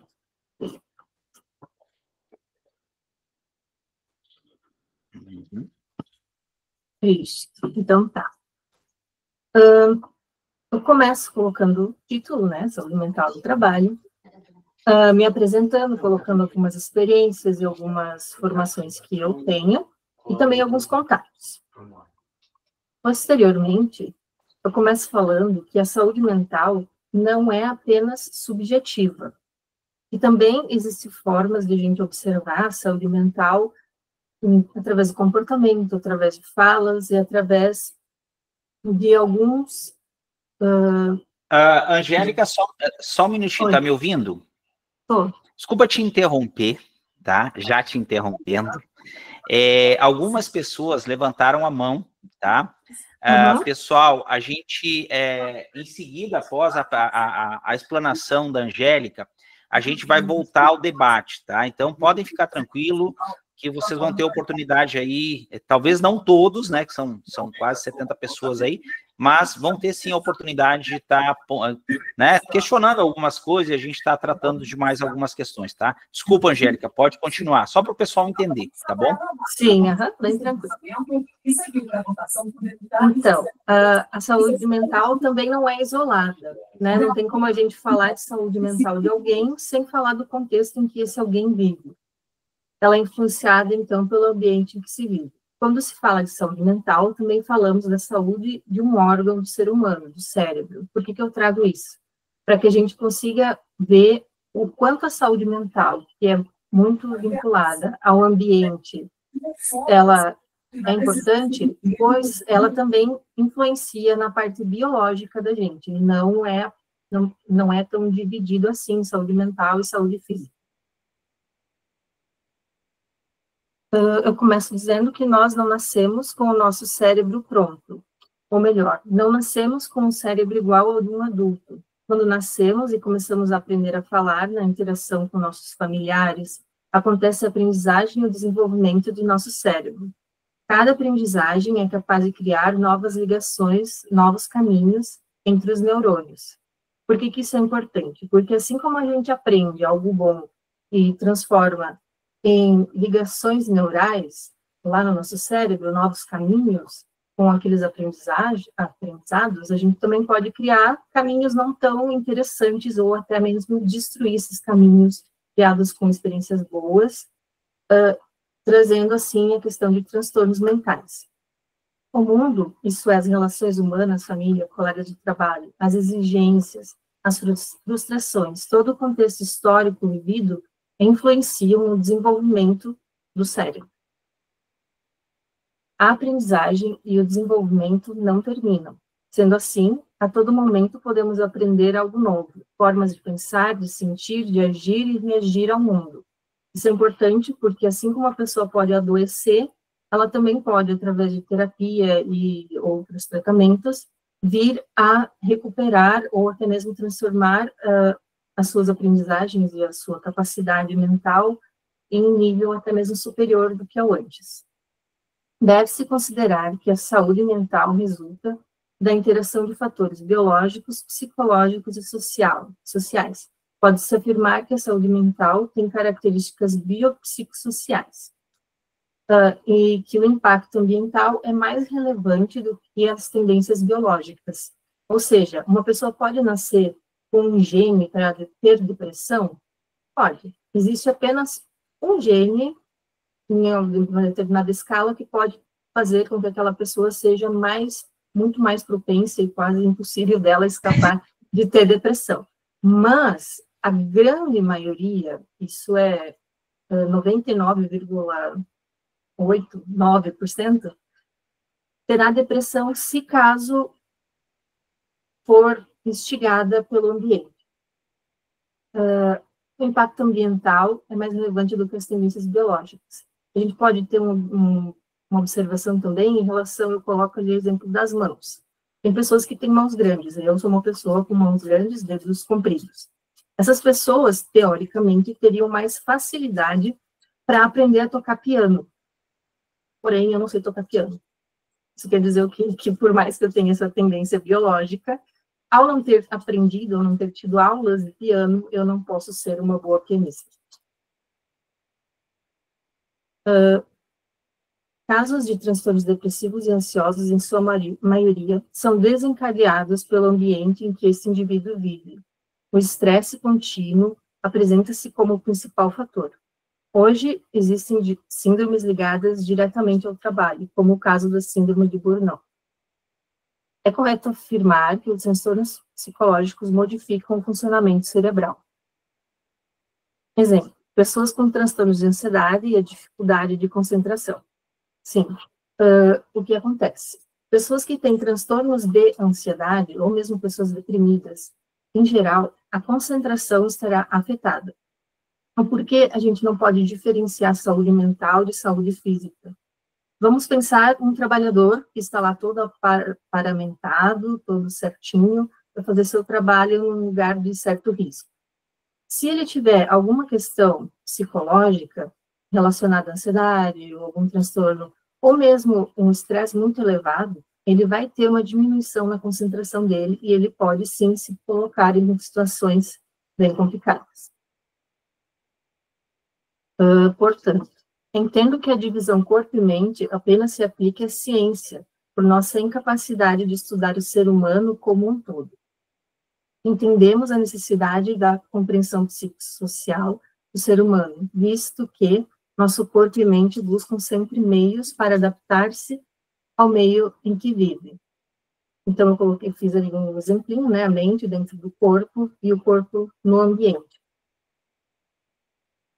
Né? Assim, a gente está adaptado a viver num mundo não muito legal, né? Aqui eu coloquei ambiente em que evoluímos para viver. Pessoas que acreditam na evolução vão dizer que evoluímos para, pessoas que acreditam em algum outro tipo de fé vão dizer que fomos criados para. A questão é, nosso corpo foi treinado, evoluído, modificado, aprendeu a viver no mundo dessa forma, no mundo natural. Acontece que não é isso que a gente vive hoje. A gente vive numa sociedade de trabalho bastante excessivo, em sua maioria, em longas jornadas de trabalho, né? É difícil, às vezes, as pessoas trabalharem 8 horas, em geral, fazem horas extras, levam trabalho para casa. E toda essa questão vai influenciar, sim, na saúde mental e corporal também. Então, além de vivermos em cidades tumultuadas, gastamos a maior parte da nossa vida no trabalho. Ou seja, somos moldados, adaptados ao nosso trabalho. Lembrando que adaptação não significa a criação de formas saudáveis de conviver com o ambiente. Adaptação, aí aqui eu trouxe o que o dicionário falou, ajuste de uma coisa a outra. Processo pelo qual um ser se ajusta a uma nova situação. Ou seja, eu me adaptar a uma situação que me causa ansiedade não necessariamente é bom. O que adaptação tem a ver com o transtorno de ansiedade? Eu posso me adaptar a viver no meio de muitas pessoas. Porém, por algum motivo, eu ter um transtorno e por ter anos vivido bullying, ou mesmo poder ter sofrido assédio moral no trabalho, por muitos anos, eu não consiga mais conviver direito com outras pessoas. Mas eu posso acabar me adaptando a isso e viver por muito tempo nessa situação. Acontece que, em sofrimentos prolongados, a tendência é que as pessoas entrem em depressão ou simplesmente não aguentem mais e não consigam mais progredir em seus trabalhos. Aqui eu trouxe uma citação de uma revista eletrônica dos Estados Unidos que eu encontrei com uma história bem interessante. Uma das maiores ameaças à segurança no local do trabalho pode vir do estresse. Poucos anos após o lançamento do Império de Mídia, Huffington Post, a presidente e editora-chefe da empresa, Arianna Huffington, estava tão exausta de administrar seu novo negócio que entrou em colapso. Bati com a cabeça na mesa, quebrei a bochecha e levei 4 pontos no olho direito. Huffington revelou durante uma entrevista com Oprah: tive muita sorte de não perder meu olho. Pesquisas globais sobre o estado do mundo no trabalho mostram que uma grande proporção de pessoas compartilha a experiência que Huffington descreveu. De fato, o esgotamento, que é o burnout, sem dúvida está atingindo proporções épicas em muitos países industrializados. Uma pesquisa recente da Gallup, por exemplo, mostrou que 2,7 milhões de trabalhadores na Alemanha relatam sentir os efeitos do esgotamento. Uma pesquisa de 2013 com diretores de recursos humanos no Reino Unido descobriu que quase 30% relataram que o esgotamento era generalizado dentro de sua organização. É um erro supor que o esgotamento, burnout, é meramente uma resposta emocional a longas horas ou a um trabalho desafiador. Em vez disso, evidências científicas recentes mostram que o esgotamento tem um profundo impacto físico que se estende muito além de nossas vidas profissionais. Usando técnicas de ponta, equipes de pesquisa integrativa estão demonstrando que o esgotamento não é apenas um estado de espírito, mas uma condição que deixa sua marca no cérebro e no corpo. Assim como o impacto do esgotamento sufoca o crescimento profissional saudável, pesquisas emergentes mostram que o estresse psicossocial crônico que caracteriza o esgotamento não apenas prejudica o funcionamento pessoal e social das pessoas, mas também pode sobrecarregar suas habilidades cognitivas e sistemas neuroendócrinos, levando eventualmente a mudanças distintas na anatomia e no funcionamento do cérebro. Estudos de neuroimagem de pessoas que passaram por traumas graves no início da vida revelaram que seus cérebros mostram padrões semelhantes aos cérebros de pessoas que sofreram esgotamento clínico, que é o burnout. Independente da causa subjacente, evidências estão se acumulando para sugerir que os circuitos neurais podem ser danificados por situações de trauma extremo e pelo estresse diário acumulado. Portanto, com essa apresentação, eu gostaria de ter mostrado para vocês que a questão da saúde mental é a questão de saúde do trabalhador, é a saúde como um todo. Não tem como a gente desvincular o corpo da mente. Sim, a gente precisa ter mais cuidado com relação à saúde mental, devido ao fato de que há muito tempo, não tão longe, a saúde mental era tratada como algo de frescura, algo que não era necessário ser cuidado, né? A pessoa com depressão, ela era preguiçosa, ela não tinha muito subsídio, era tratado como um louco, como alguém sem fundamento na vida. Por isso, eu trouxe esse questionamento rapidinho para que cada um de vocês possa pensar sobre.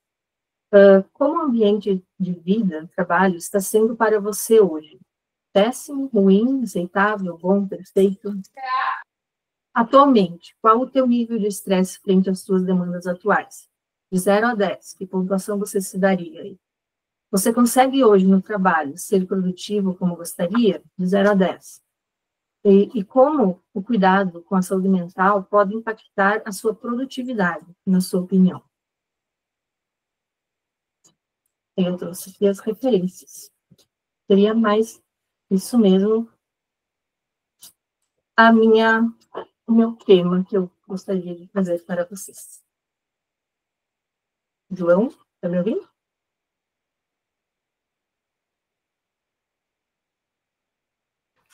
Me ouve agora, Angélica? Sim, desculpa. Ah, perfeito, perfeito. Angélica, a gente agradece, tá? Como eu te falei, aqui é um momento para a gente apresentar algumas situações rapidamente para o pessoal ter um mínimo de clareza, né? Uma das questões fundamentais que eu me preocupei foi num primeiro momento, o que a gente tem percebido, e eu tenho participado até de algumas, assistido algumas situações, né? O pessoal se preocupa, e a nossa área, né? O próprio Adir pode falar sobre isso, o Cosmo e tal, que é o pessoal que eu sei que está mais tempo na área, estou fazendo essas referências, mas eu sei que tem muitos profissionais que estão participando aqui, que estão há vários anos na área de segurança do trabalho. Mas é importante a gente entender que agora, num primeiro momento, é um oba-oba, é um Deus nos acuda, né? O pessoal que essa ferramenta aqui é melhor, e a gente sabe que é todo um processo, né? O que tu trouxe, o adoecimento mental, ele não tem uma única causa, né? Muitas vezes o trabalho não é o gerador, mas ele é o amplificador, né?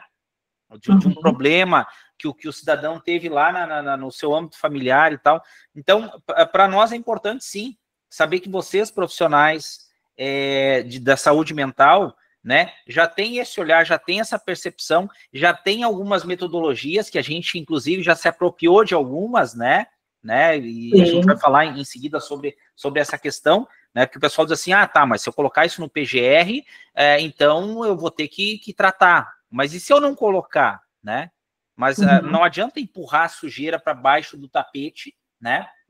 Se eu tenho essa problemática, se eu tenho essa questão, eu tenho que fazer a identificação, eu tenho que fazer o levantamento de dados, eu tenho que ter uma metodologia científica lá, um modelo de formulário para, ou em conjunto com um grupo multidisciplinar, ou o próprio SER de recursos humanos ali da própria empresa fazerem uma avaliação, e claro, essa avaliação, e alguns podem dizer assim, e eu fiz eu tenho feito esses testes já nos últimos 6 meses em algumas empresas que a gente atende, né?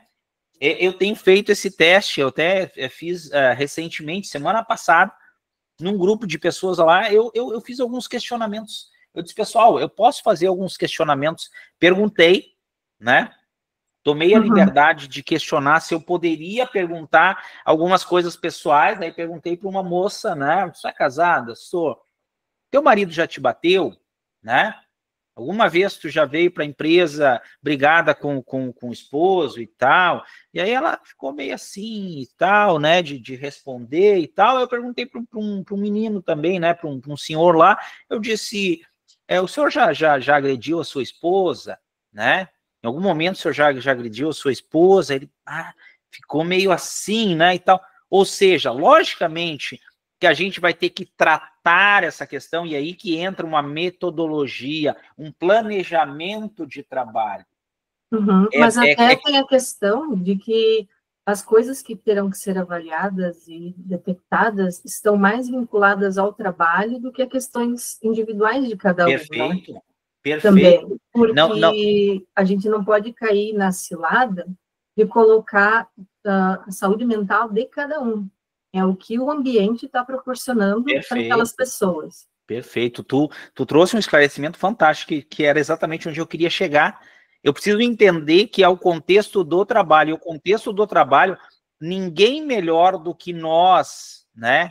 Que já estamos ali no ambiente, né? Ou mesmo se eu for uma consultoria e eu preciso ir lá coletar esses dados, eu preciso saber como coletar esses dados. Essa metodologia, essa organização, né, da coleta das informações, do tratamento, né, da análise e tratamento dessas informações e, consequentemente, isso vai levar para um plano de ação, para um plano de trabalho de melhoria, que eu preciso entender que isso também é uma mudança cultural e não vai acontecer de hoje para amanhã, né? Não é porque no dia 25 de maio inicia-se o processo, né?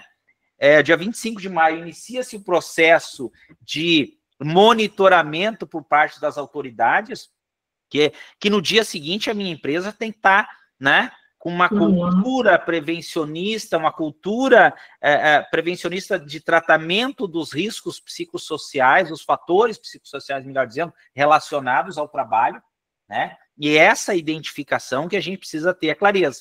Agora, também não dá para a gente generalizar como, né? Eu estava conversando hoje com o meu amigo, que ele disse assim, ó, o cara estava falando lá, né, um profissional falando de, agora não, peraí, vamos separar por grupos homogêneos, tá? Então eu vou pegar os malucos, coloco num cantinho, né, trato lá naquele setor, os outros que o problema é um pouco mais sério, que é só ansiedade, eu coloco no outro canto, quer dizer, não, peraí, né, a gente tem que trabalhar, já está errado por dizer só ansiedade, né? E a gente precisa tratar o ambiente, né? E isso a gente já vem discutindo com alguns dos nossos clientes exatamente sobre essa questão, né? Como é que vai ser feito? Quem vai fazer e tal? Esse é uma das questões, mas eu acho que é uma das menores das questões, né? O mais importante é uma metodologia. Qual o método? Qual o método entendível de minha parte também? Que não adianta eu elaborar um formulário que alguém me passou ou que estava lá na ISO. Na ISO, né? A gente até tem uns modelinhos que a gente vai deixar para o pessoal ali, né? Uns exemplos de modelos, né? Mas cada organização, cada empresa, cada profissional vai ter que, né, tratar isso ali dentro da esfera da cultura organizacional da sua empresa. Né? Através de receber mais conhecimento, né? Através de cursos, através de workshop, através de diversas formas, incentivando, né, seus trabalhadores, desde a gestão até todos, para conhecerem todos os níveis, do que se né? trata, isso, exato. Todos os níveis, perfeito. E eu entendo até que esse trabalho precisa ser começado ontem, né? Já com as lideranças, com as chefias, com a alta direção. Quer dizer, nós profissionais do SESM, nós profissionais da área da segurança do trabalho, nós precisamos apresentar para as nossas lideranças, para as nossas organizações, para as nossas empresas, alguma coisa, né? Quer dizer, o quê? Né? O que nós precisamos apresentar para eles já algum modelo, algum projeto. Nós precisamos começar a trabalhar assim, isso, né? E aí, claro, a gente vai ter que projetar que isso também tem um custo, né? Exato, eu acredito que a investigação no local do trabalho seria bacana, assim, algo, talvez, pensando que o RH também faz parte da empresa, seria interessante se fazer algo, na minha opinião, com uma empresa terceirizada, alguém que venha de fora e tenha esse olhar de fora do que está acontecendo ali. Porque são 3 âmbitos, né?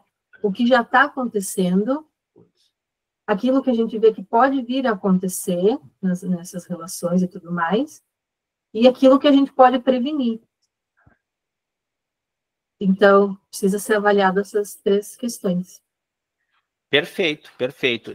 Angélica, a gente agradece, tá? E claro, depois a gente vai se colocar à disposição do pessoal para, né, se quiserem tirar alguma dúvida, se tiver, né, vai ter um formulário agora ao final, onde tu vai ter a possibilidade também de colocar mais alguma dúvida. Olha, João, mas isso aqui não foi tratado. E aí deixar claro para vocês, tá? O que nós estamos trazendo aqui, o que a gente decidiu trazer nesse primeiro momento, é um entendimento, uma clareza de que nós estamos falando de um assunto que legalmente está inserido agora no ambiente de trabalho, no mundo do trabalho, vai precisar ser tratado,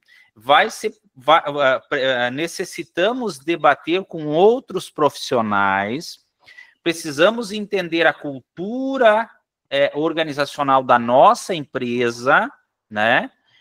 Precisamos debater, inclusive, com aquelas empresas que elaboram os nossos programas, programas de gerenciamento de riscos lá, o PGR, o PCMSO, os laudos ergonômicos. Quer dizer, nós não podemos nos colocar como meros espectadores, né? Eu acho que é importante a gente ter essa clareza que, sim, nós vamos ter que ter um conhecimento, nos apropriar, nos aprofundarmos nessa temática, nesse assunto, como levantar os dados, como clarear os dados. Muitas vezes nós já sabemos. Nós do SESMIT, nós os técnicos, os engenheiros, né, o pessoal da segurança do trabalho, psicólogos do trabalho e tal, os ergonomistas, muitas vezes nós já sabemos onde está, né, a questão principal, quais são as chefias tóxicas, quais são as lideranças tóxicas. Nós já temos essa clareza, mas como é que nós vamos tratar isso? Como é que nós vamos, né, como é que nós vamos abordar essa questão? E para isso, né, nós precisamos, é fundamental que nós tenhamos conhecimento de como apresentar um projeto. Olha, nós precisamos trabalhar isso, nós precisamos trabalhar essa metodologia, nós precisamos buscar aquilo, nós precisamos, né, treinar as lideranças, as chefias assim, assim, assado, nós precisamos, né, quer dizer, nós precisamos dar o pontapé inicial. Pessoal, eu vou pontuar duas coisas aqui, né, eu acho que o Adir, antes tinha levantado a mão que ele queria fazer uma colocação. Adir, se tu quiser abrir teu microfone aí e pontuar, fique à vontade, tá? E aí, em seguida, a gente já vai tratar de mais algumas questões relacionadas aqui.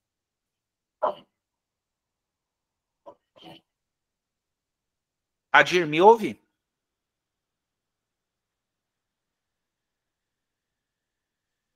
Eu acho que o Adir...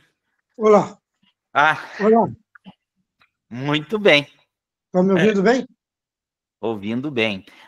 Me permite, tá? Pessoal, quem não conhece o Adir, ele é técnico de segurança do trabalho da Fundacentro há 40 anos, se não me engano, né, Adir? 40 anos na Fundacentro, tá? É uma das sumidades aí na nossa área de segurança, é o cara que tem muito conhecimento e tal. Esse negócio de psicossocial, ele manja por demais. Vamos lá, Dir, pode ficar à vontade aí. Não é que eu manjo, eu fiquei 1 ano sofrendo assédio, no tempo que nem se falava assédio. E depois fiquei afastado para apuração de falta grave na justiça, 5 anos afastado da Fundacentro, por denunciar mortes de trabalhadores. Então, eu conheço na carne.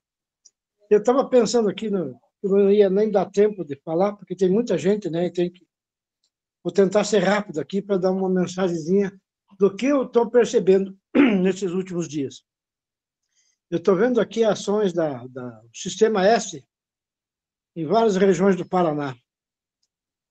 E tem uma historinha que eu queria lembrar a vocês, porque eu, por trabalhar na Fundacentro há muitos anos, então convivo com os auditores fiscais do trabalho aqui do Paraná, e quando eles vão em alguma fiscalização, ou aquelas forças-tarefas que vai em vários fiscais de vários estados, para outras regiões do Norte, Nordeste, e até aqui no Paraná, em Guarapuava, em detectar trabalho escravo, análogo à escravidão,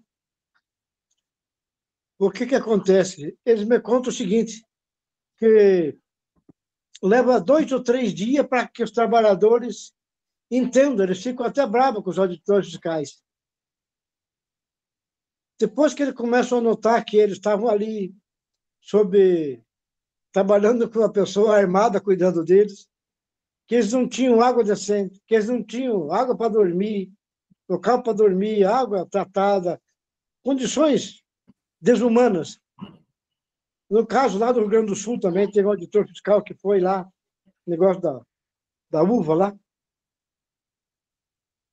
Os trabalhadores não se sentem que estão sendo explorados. E o que está apavorando o patronato, que está dando muita conversa, é isso. Esse trabalho que nós vamos fazer, principalmente você que está lá no chão de fábrica, que nem eu tive muitos anos, os trabalhadores vão aprender que estão sendo assediados quando vai falar desse tema. Porque o que acontece hoje em dia? Quando ele nota, quando ele percebe, ele tem a percepção que ele está doente, ele já está doente, já está com muito problema. Então, é essa que está apavorando.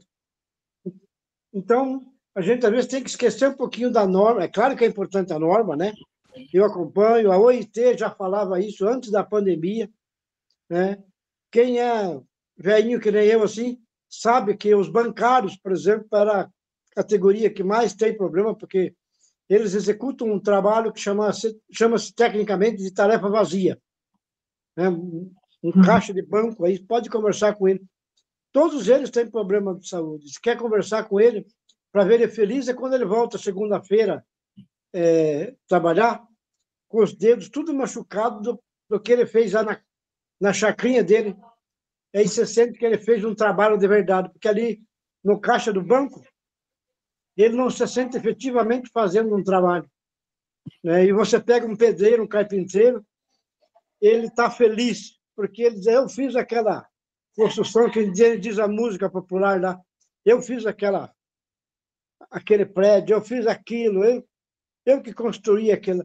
E você se sente orgulhoso pelo trabalho que faz. Então, nós temos que ter essa sensibilidade. Então, e encerrando aqui a minha fala, dar o parabéns para o João, né? Para a menina Bárbara, um abraço, e para o Jean, que eu sei que estão aí na coxia, cuidando da parte técnica, e são técnicos também, e tem um carinho especial. Então, um abraço a todos aí. Eu não olhei todo mundo aqui, mas com certeza deve ter algum amigo antigo aí, que eu tenho o maior carinho e respeito. Então, um abraço a todos, e estou à disposição aqui para colaborar com vocês, para debater esse assunto aqui. Um grande abraço, e vamos fazer o Abril Verde maior esse ano. Perfeito, Adir, perfeito, muito obrigado. Pessoal, então, assim, importante, eu quis deixar o Adir pontuar, que, como eu disse, uma pessoa que está há 40 anos na área de segurança do trabalho, numa única empresa, e sendo a Fundacentro, né, nós não estamos falando de uma empresa qualquer, nós estamos falando da Fundacentro. Então, o Adir, ele tem muita propriedade para falar, tá? Ele é muito conhecedor, e ele é o cara do Abril Verde, né? A pessoa que começou, e eu lembro perfeitamente que eu participei dessas primeiras conversas com eles, lá no ano de 2008, 2009, nós começamos a discutir essa questão, e o Adir, né, levou isso à frente e tal, e está aí hoje o movimento Abril Verde, aí, o espaço que tem, agora no mês de abril, ele é o cara mais requisitado no país aí para falar sobre prevenção aí em todos os estados. O pessoal faz a concorrência, né, para levar o Adir. Então eu fiz questão que ele pontuasse, porque é importante a gente pensar e entender isso, tá, pessoal? Que, repito, o que nós fizemos aqui no primeiro momento, essa apresentação está toda gravada, tudo isso que a gente está falando está gravado, a gente vai passar o link para vocês acessarem essa gravação, né? E também a gente vai encaminhar um formulário em seguida para vocês receberem uma certificação. Eu desejo muito que de alguma maneira esses materiais, esses conteúdos, eles auxiliem vocês aí a ter uma clareza maior do papel de cada um, tá? O papel de cada um de vocês na elaboração, né? Que é o que a gente tem falado aí em alguns cursos e algumas falas do pessoal que nos procura, que é compreender, elaborar um projeto desde de qual método que vai ser utilizado, vocês compreenderem, vocês vão ter que ter uma metodologia, né, própria, ou mesmo uma metodologia que alguém vai fornecer para vocês, ou que vocês vão buscar, vão comprar, etc., mas que vão ter que ter uma metodologia para fazer o levantamento de dados, fazer o entendimento, né, apresentar um projeto para a empresa de como tratar isso, que é algo fantástico. O que o Adir falou é isso. O trabalhador, muitas vezes, ele até hoje, ele não tinha uma clareza que ele estava sendo assediado, que ele estava sendo adoecido. A partir de agora, os trabalhadores e as trabalhadoras vão ter uma clareza maior e vão nos procurar. Vão procurar o SESB. Tipo, e aí? Né? Vão procurar, e ainda se procurasse só o SESB, vão procurar a justiça, como já procuram, mas talvez com maior incidência. Vão estar procurando lá os seus advogados, e os advogados agora vão, né, também. Então, nós precisamos ter, né, um algo para apresentar, uma metodologia, para apresentar um trabalho, um projeto, para que a empresa lá na frente não venha dizer, não, espera aí, vocês não me falaram nada disso, vocês não me mostraram que seria dessa forma, agora eu estou com uma ação trabalhista lá de 100 mil, 200 mil, 300 mil, de meio milhão, vocês não mostraram que eu tinha que melhorar a minha gestão, a minha chefia, né? Os meus gestores precisavam melhorar o seu comportamento, a sua forma de trato com os trabalhadores. Então, é importantíssimo que nós tenhamos essa clareza, e eu quis, num primeiro momento, e espero realmente que tenha sido satisfatório de alguma maneira, provocar vocês a um primeiro entendimento do que nós estamos falando. Nós estamos falando de algo que é novo, mas não é tão novo assim, já vem sendo debatido há décadas, e agora, na última década em especial, né, ou vamos dizer assim, na última meia década, de 2019 para cá, com o olhar da Organização Internacional do Trabalho, com uma convenção específica, que é um dos agentes provocadores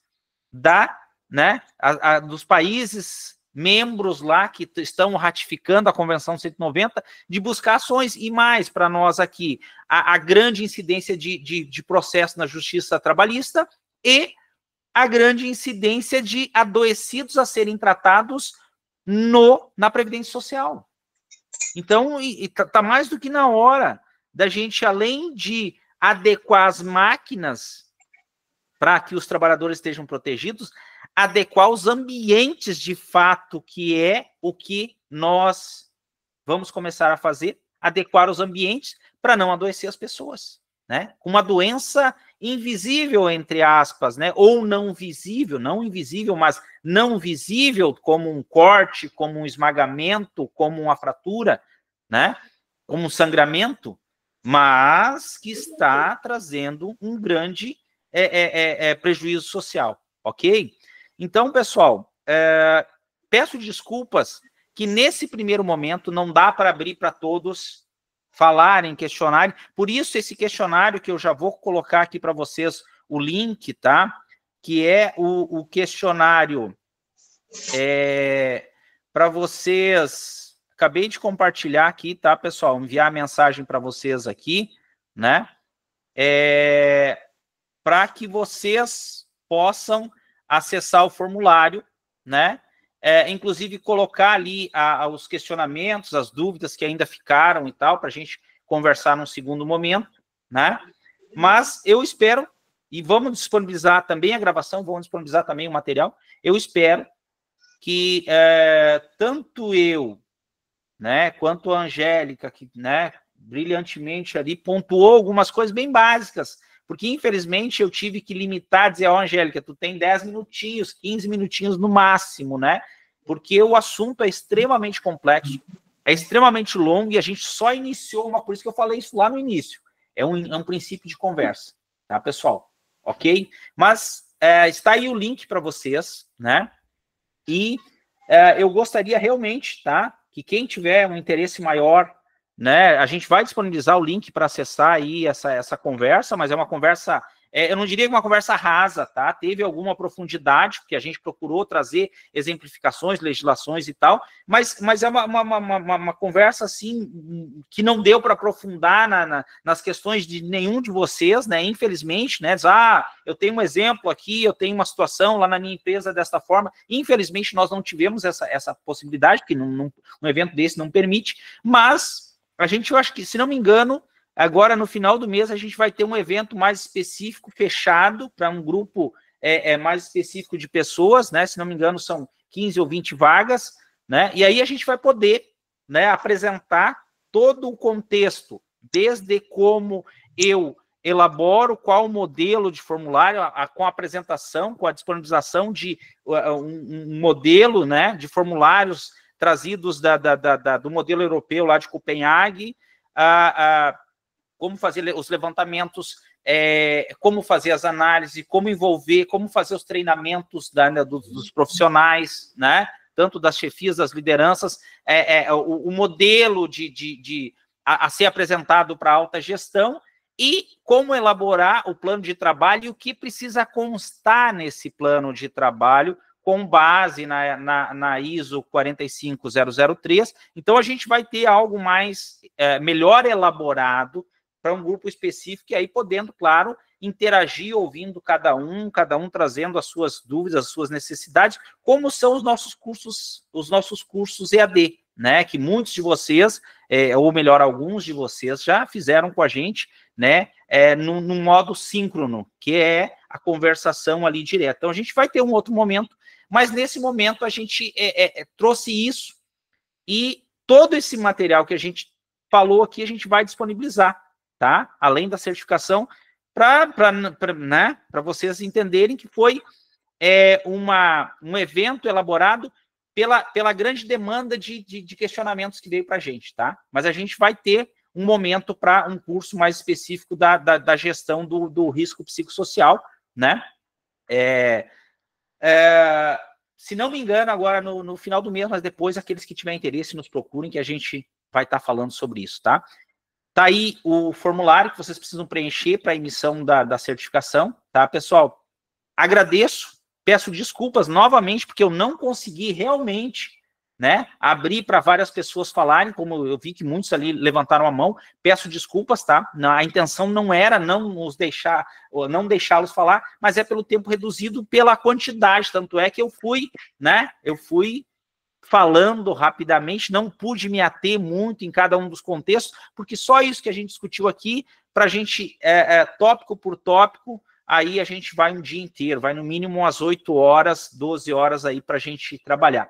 Mas agradeço a participação de todos, a gente está ainda aí com quase 60 pessoas ainda participando, né? Nós começamos lá com 70 e terminamos com quase 60, então tá com um número razoável. Agradeço realmente e me coloco à disposição, tá, pessoal? Tem os meus contatos, vocês podem me chamar, podem... Ah, tem uma dúvida específica que quero falar contigo, João. Beleza, vamos lá. Quem me conhece, o pessoal que já fez treinamentos com a gente, sabe que a gente está à disposição para qualquer instante, para qualquer dúvida, né?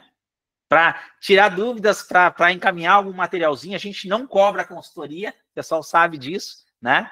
Então, muito obrigado, tá, pessoal? Um grande abraço, uma boa noite, e não esqueçam de acessar aí nas mensagens, tá?